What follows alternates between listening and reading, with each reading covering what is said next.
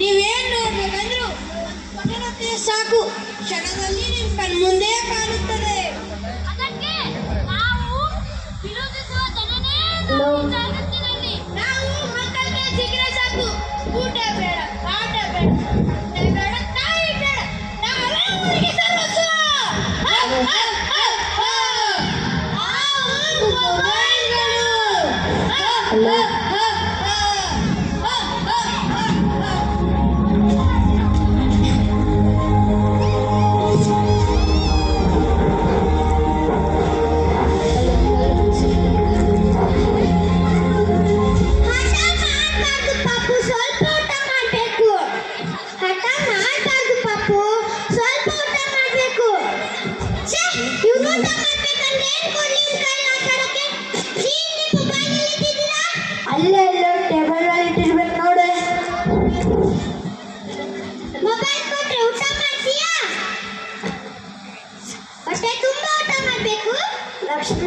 ಲಕ್ಷ್ಮಿ, ನಾ ಆಫೀಸ್ ಹೋಗ್ತೇನೆ, ಎಲ್ಲ ಮೊಬೈಲ್ ಕೊಡು.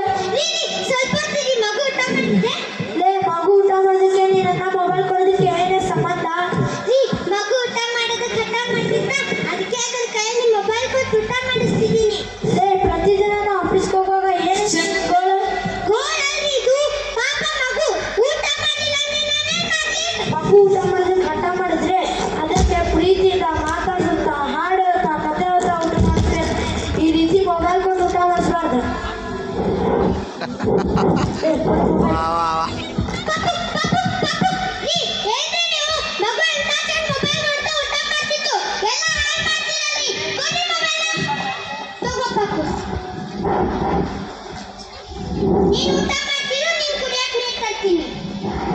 ಎಂತ ಕಾಲ ಬಂತ್ರಿ.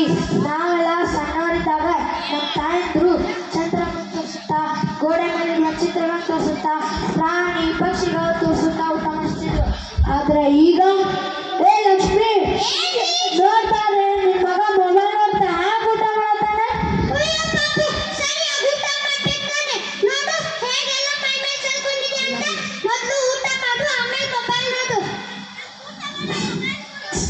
ನೋಡಿದ್ರೆ ನಿನ್ ಮಗ ಊಟ ಬೇಕಂತೆ, ಮೊಬೈಲ್ ಬೇಕಂತೆ. ನಿಮ್ಮ ಮೊಬೈಲ್ ಹ್ಯಾಂಗ್ ಎಡಿಟ್ ಆಗ ನೋಡು. ನಿಮ್ಮಂಥವ್ರಿಗೆ ತಮ್ಮ ಮಕ್ಕಳ ಹೊಟ್ಟೆ ಹಸಿದೆ ಇಲ್ಲೋ ಅದು ಯಾವುದು ಬೇಡ, ಹೊಟ್ಟೆ ಮೊಬೈಲ್ ಕೊಟ್ಟು ಊಟ ಮಾಡ್ತಾರೆ ನೋಡಿದ್ರೆ.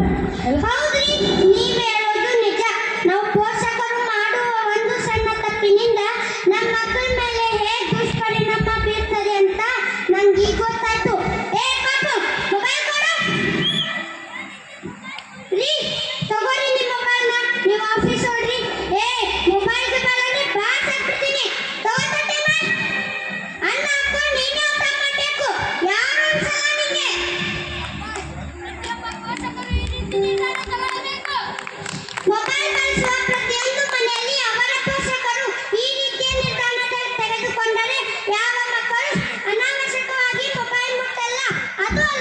ಇಷ್ಟು ಚಿಕ್ಕ ವಯಸ್ಸಿನ ಮಕ್ಕಳಿಗೆ ಮೊಬೈಲ್ ನೋಡುವ ಅಭ್ಯಾಸ ಮಾಡಬೇಡ್ರಿ.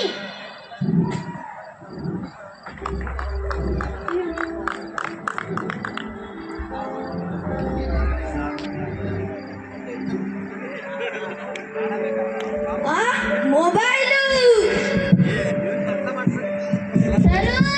ಏನ್ ಮಾಡ್ತಾ ಇದೀ? ಅಪ್ಪ ಬಂದ್ರು.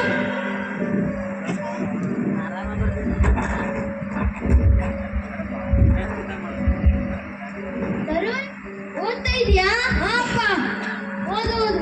ಅರೆ ತಿರುಗು ಇದೆ, ಯಾಕೋ ಕಣ್ಣಿನ ಮೇಲೆ ಹಾಕಿ ಬಿಡ್ತಾ ಇದೀಯಾ? ಅದೇನೋ ಅಪ್ಪ ಒಂದ್ ವಾರದಿಂದ ಹೀಗೆ ಆಗ್ತದೆ ಮತ್ತು ತಲೆನೂ ಬೇಡದೆ ಅಪ್ಪ. ಒಂದ್ ವಾರದಿಂದ ಮತ್ತೆ ಯಾಕಂತ ಕೇಳಿಲ್ಲ? ಅದು ಅಪ್ಪ ಅದು ಎದೆ ಉಳಿಯಮ್ಮ, ಈಗಲೇ ಡಾಕ್ಟರ್ ತೋರಿಸ್ಕೊಂಡ್ಬರು.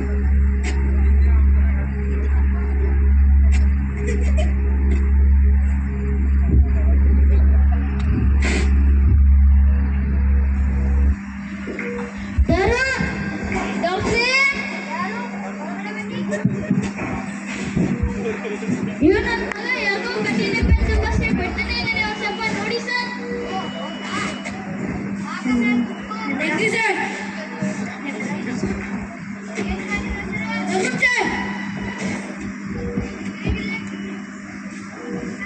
ಹಲೋ ಹಲೋ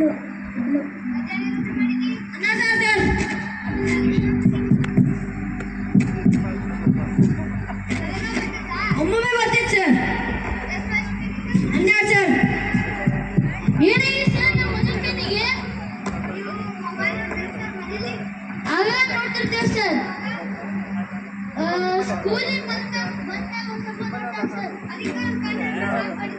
ಏನ್ ಹೇಳ್ತಿ ಡಾಕ್ಟ್ರೆ? ಮೊಬೈಲ್ ನೋಡಿದ್ರೆ ಹೀಗಾಗಿದೆಯಾ?